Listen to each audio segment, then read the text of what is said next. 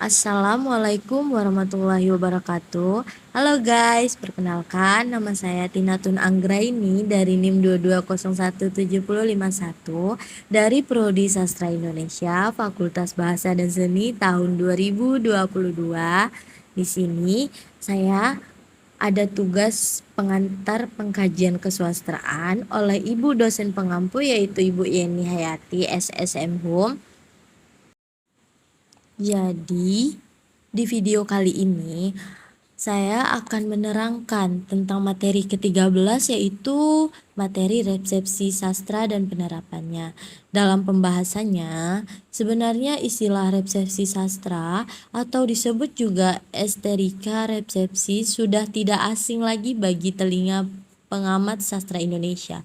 Apalagi sejak tahun 80-an telah terbit dua buah buku penuang yang membicarakan tentang masalah ini, terutama dari Profesor Atew pada tahun 1984 dan Profesor Umar Junus pada tahun 1985, yaitu tentang adanya tanggapan pembaca terhadap karya sastra. Sesungguhnya juga sudah berlangsung lama dalam kehidupan sastra baik lisan maupun tertulis. Pengamat sastra pun menyadari akan fungsi komunikasi sastra. Maka misalnya pada sejak tahun 80-an telah membicarakan hal-hal dalam sistematikanya dikatakan karya sastra sebagai sistem tanda dibedakan dalam dua aspek, yaitu penanda atau signifian dan penanda signifikan. Penanda merupakan artefak struktur mati pertandailah yang menghubungkan antara efek itu ke dalam kesadaran penyambut menjadi objek ekstur for Lema pada tahun 1927.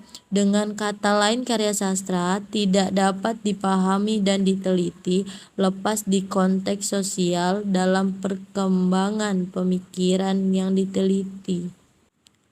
Dalam pemikirannya, penelitian Murchefeksi akhirnya sampai pada definisi bahwa karya sastra merupakan ragam realisasi din serang subjek terhadap dunia luar. Selanjutnya masuk ke dalam konsep dasar teori resepsi sastra.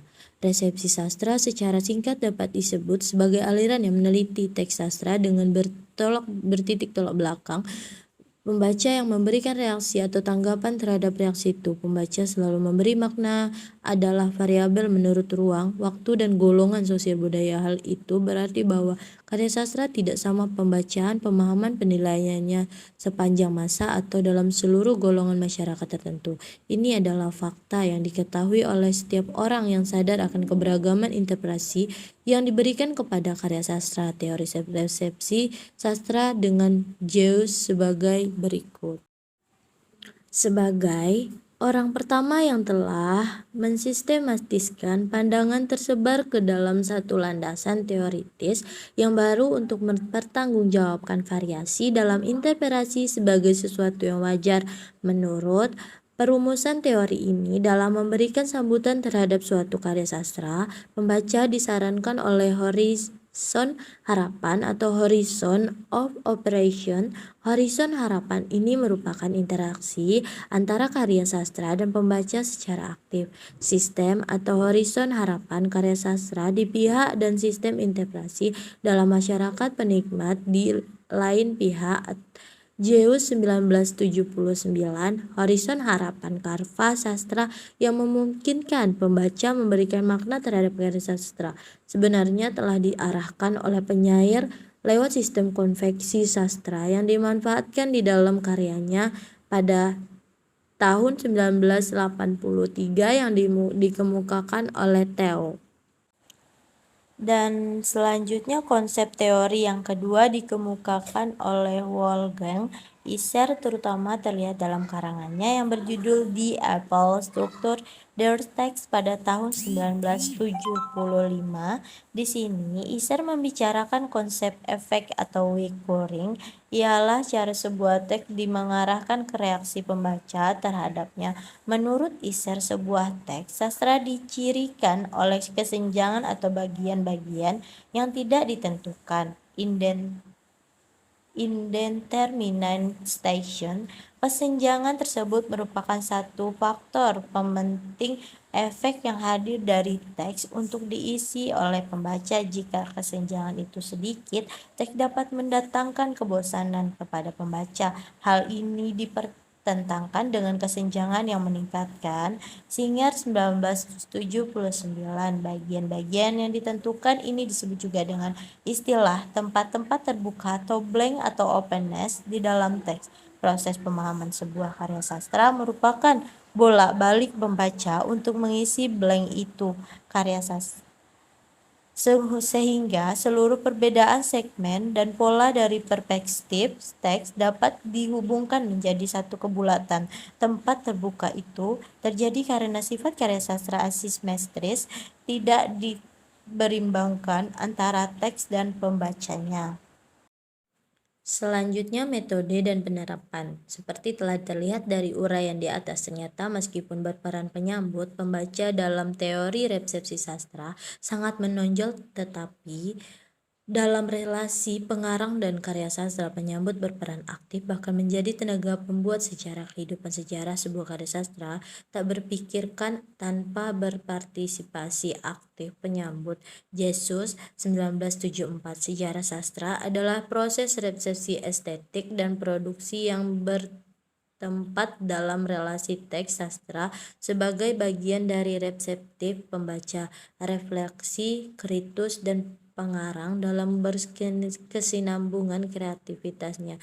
Jens 1974. Metode resepsi sastra berdasarkan diri pada teori bahwa karya sastra itu sejak terbitnya selalu mendapat tanggapan dari pembaca. Menurut Jaws, apresiasi pembaca pertama terdapat sebuah karya sastra akan dilanjutkan dan diperkaya melalui tanggapan-tanggapan yang lebih lanjut dari generasi ke generasi. Jens pada tahun 1974 dan Pradopo pada 1974. Tugas resepsi estetik berkenan dengan interpretasi adalah meneliti kontekstuasi pembaca terhadap sebuah teks sastra. Pakar yang mengetahui jumlah kemungkinan kontekstuasi akan mampu memberikan interpretasi yang lebih masuk akal, apalagi jika kontekstuasi itu diberikan oleh pembaca-pembaca canggih. Yang tidak berdasarkan pada struktur teks dan struktur sistem nilai dipandang tidak relevan. Menurut Singer pada 1978, penerapan metode penelitian resepsi sastra bertolak dari uraian di atas dapat dirumuskan ke dalam 3 pendekatan, yaitu yang pertama penelitian resepsi sastra secara eksperimental, yang kedua penelitian resepsi lewat kritik sastra, yang ketiga penelitian resepsi interseksualitas dilihat dari Theo pada 1984.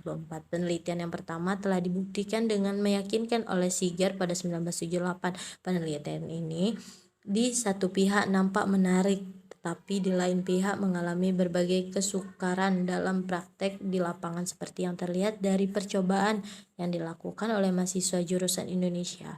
Penelitian pertama ini tidak cukup rumit, tidak hanya dalam memilih dan menentukan responden tersebut. Praktik-praktik lapangan, pemilihan teks, tetapi juga dari segi teori, metode, dan teknik. Kelemahan lain penelitian pertama ini menurut Theo karena hanya dapat dilakukan untuk resepsi masa kini saja, sedangkan untuk masa lampau tidak memungkinkan dijangkau. Penerapan kedua dapat dilakukan dalam 2 cara, yaitu cara sinkronik dan diakronik. Secara sinkronik maksudnya penelitian resepsi sastra dalam satu kurun masa atau periode. Dalam periode sebelumnya perang lewat polemik sastra antara Sultan Takdir Alian Syabana dengan Sanusi Panner, terjaminan horizon harapan pembaca sastra pada masa ini. Kaitan tersebut terlihat juga dalam penolakan terhadap novel Belenggu dan sikap Takdir terhadap drama Sandiakala Ning Majapahit karya Sanusi Panner. Tanggapan-tanggapan pada masa itu sehingga menggambarkan horizon harapan pembaca sastra dalam periode tersebut. Secara diakronik dapat diteliti, misalnya tanggapan pembaca terhadap Sejak Saja Chairil Anwar sepanjang sejarahnya. Radatur Panji Poesaka menolak sajak-sajak Khairil dianggap tidak berharga, tetapi kemudian H.B. Zasin menanggapi sajak-sajak Khairil itu secara positif seperti terlihat dari bakunya yang berjudul Khairil Anwar Pelopor Angkatan 45 pada 1962. Dalam masa jayanya paham seni untuk rakyat, Kritikus menolak pandangan hidup Khairil oleh Pradopo 1986. Dalam kehidupan sastra lama, tanggapan itu tidak diberikan dari bentuk kritik-kritik sastra yang melainkan dalam berbagai versi yang diturunkan oleh sang penyalin dan disempurnakan sesuai dengan horizon harapan masyarakatnya pada masa itu. Hal serupa tersebut juga dapat di kehidupan sastra modern yang menerbitkan kembali karya sastra lama seperti yang dilakukan oleh Muhammadianto dengan cerita Roro Mendul, drama akhir. Allah. Berikutnya yaitu dari uraian-uraian yang telah saya jelaskan, maka dapat disimpulkan dari resepsi sastra dan penerapannya bahwa teori resepsi sastra memberikan perhatian kepada pembaca secara penuh. Teori ini terlihat dari cara teks sastra yang mempengaruhi pembaca intelektual, retorik, gudang pembaca, dan secara aktif dengan perasaan. Secara spesifiknya, teori ini menganalisis peran pembaca dalam memberikan interpretasi terhadap karya sastra itu sendiri. Oke guys, hanya itu penjelasan singkat tentang resepsi sastra dan penerapannya. Sekian dan terima kasih. Assalamualaikum warahmatullahi wabarakatuh.